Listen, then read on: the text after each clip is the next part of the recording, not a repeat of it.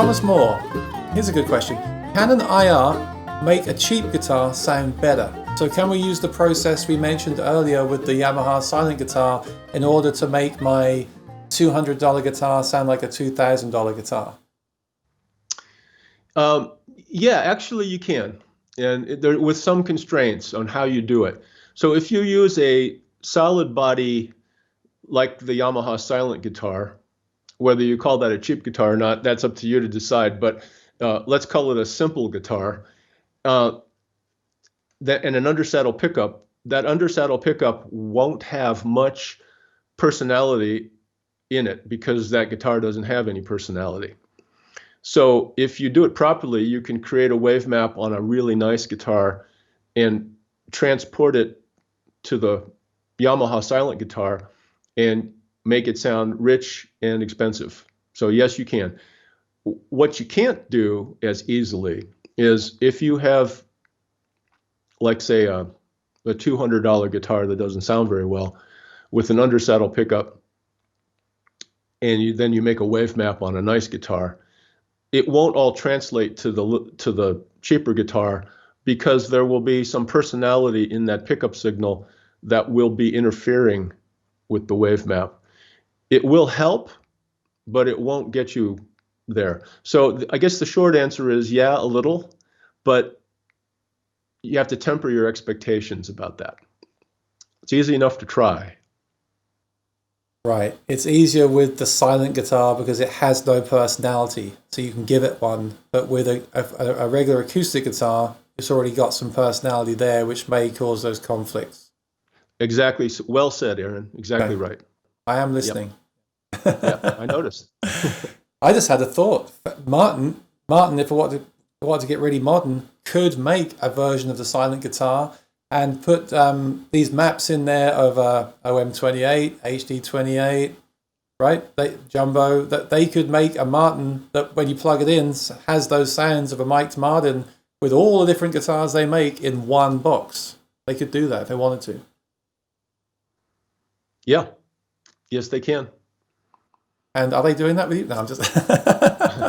Well, they have my number, so they know how to get a hold of us if they want help. Oh dear.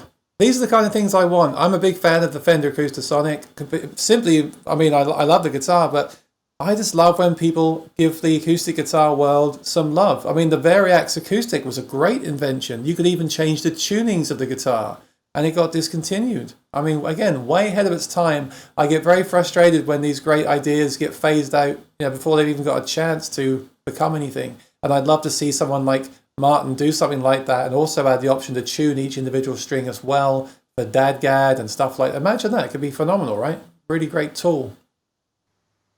Yeah, I mean, in the general sense, there's a lot that's possible that hasn't been done yet. Kooky says, Thomas Moore, plugged in. Yes, think about the Fender Acoustasonic Telecaster and Stratocaster. They have no acoustic tone and sound acoustic, realistic plugged in. Yep. And yeah, and Aaron, you and I both tried that Acoustasonic for the first time at NAMM a couple of years ago, I guess it was. I was with you, yeah. And yeah, it was pretty impressive. I love the idea of, as a performer, I love the idea of these tools. Like I love the idea of a guitar that can sound like a Dread, a Parlor, a clean Strat, a heavy Strat. And I love the idea of the Variax where you can just press a button or even have it on your floorboard where you change patches and it changes tuning. I think that's really, really useful. I'm guessing that the Variax guitars used, again, the same process, right? But again, like 7 years ago, but a similar process. But they could also do alternate tunings, which is really, really clever. I don't know. I think they were way ahead of their time. I don't know how they were doing the Variac thing. I thought it was more of a modeling thing than an impulse response thing. I could be wrong on that. I don't know.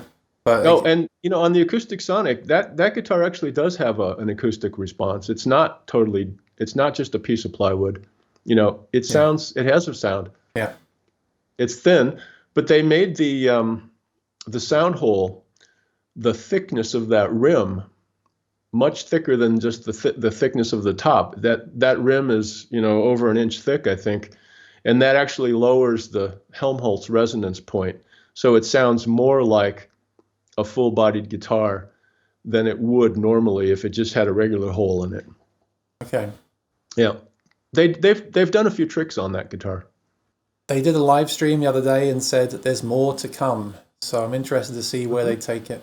Again, anyone that does products for acoustic musicians, thank you, including yourself, James. Thank you for making products for us, because there's so many Kempers and Line 6 Helixes and all the Quad Cortex. There's so many things now that do all this stuff for electric guitar, and I always think the acoustic guitar gets neglected. You know? Not so much anymore, though, right?